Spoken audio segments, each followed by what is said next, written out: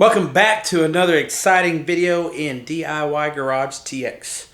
So, in this video we are going to cover some more of the crossover pipe and hopefully some parts I am waiting on to do the downpipe, and the split of the downpipe and so on will be here so we can get to that part as well. So, let's get started.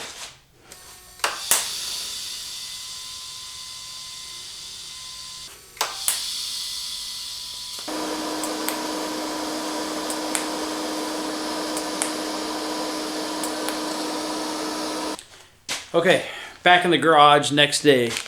Got the V-band clamp and the V-band assembly for both the downpipe and for the compressor outlet, and some oxygen sensor bungs. Could have easily made these, but I'm being lazy. So let's get the turbo mounted and start on that downpipe. Okay, I'm here to tell you this is not the most fun part of this whole thing, but we're gonna do it.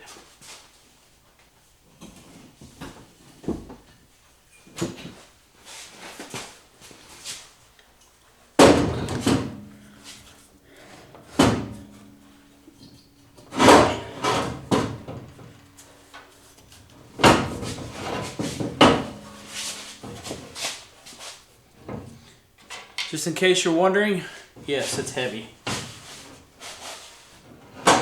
Alright, we got the V-band here. Let's get that bad boy set up. There.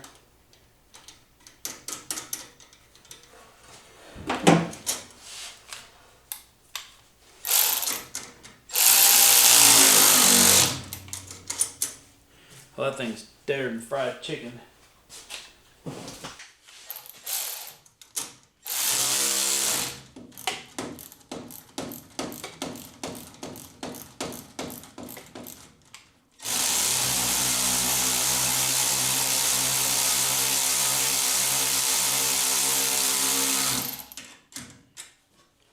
Alright, so next step is we gotta try to find a way to get this to fit in there. And it's gonna be tight. By golly, I think we can do it. Okay, downpipe is tacked in place, kind of just test fitting everything, see how it's gonna do. Looks like I'm gonna go ahead and take it back apart one more time. I'm gonna trim the downpipe flange itself and move the downpipe towards the turbo a little bit, because down there by the reluctor wheel it's going to be really close when the split is in place. So we're going to take care of that next. And looks like we're going to start fitting the merge, or the split for the downpipe also. Okay, so this area right here is where we had to shorten this up in order to make this part right here clear the bottom part of the downpipe. Okay, so we got that part figured out. The downpipe is finally trimmed and it fits like it should. So now we're going to start on the Y part of the exhaust, which is where we're probably going to learn some new cuss words and just not really have a good time in general. So let's get started on that part.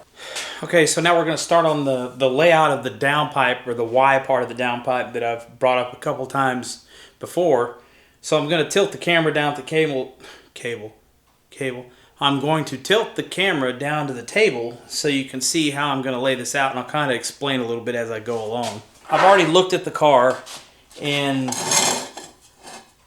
I could lay these two pipes out flat on the table and they would work just fine like that. The driver's side, which is, this thing is upside down right now, so this is actually the driver's side. The driver's side would take a couple extra bends to get around the K-member, but we have the ability to avoid that right now. So what I'm going to do is, the way I looked at it, this pipe can tilt up as much as about 45 degrees and still give us plenty of room and cut down on a lot of bends in this area right here. So we're going to get our highly sophisticated measuring tool and we're going to tilt it up something like that. And I could actually take that just a little bit further. Say about like that. Now that's how we're going to put those two together. So the simple part of this is These are 3.5 inch pipes, so we know they're 7 inches across, but we're going to join them to a 5 inch pipe. So that means we have to cut 1 inch off of this all the way down. And we're going to make this as easy as possible.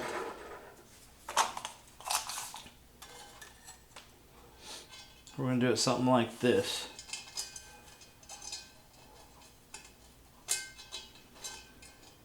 Okay, there's our 1 inch right there. I'm going to turn around and do the same thing for this side. Probably be easier if we use this side of the square.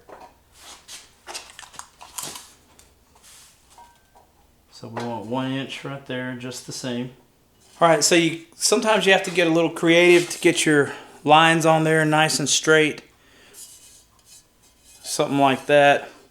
Okay, so what I ended up doing was tilting these up far enough where I could just lay the Sharpie across it and follow the line around the pipe like so.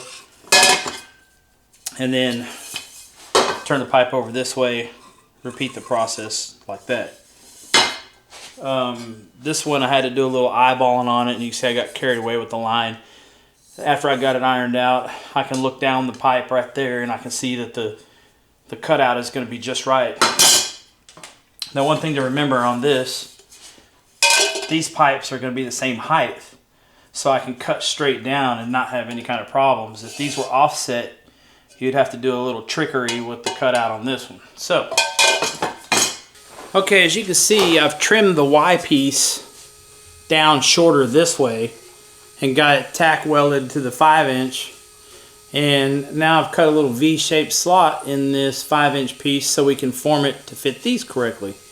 So we're going to get started on that and see how it goes. Normally I don't do this setup this way. We're going to see how it works this time.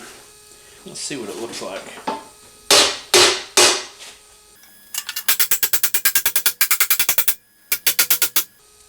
This works surprisingly well.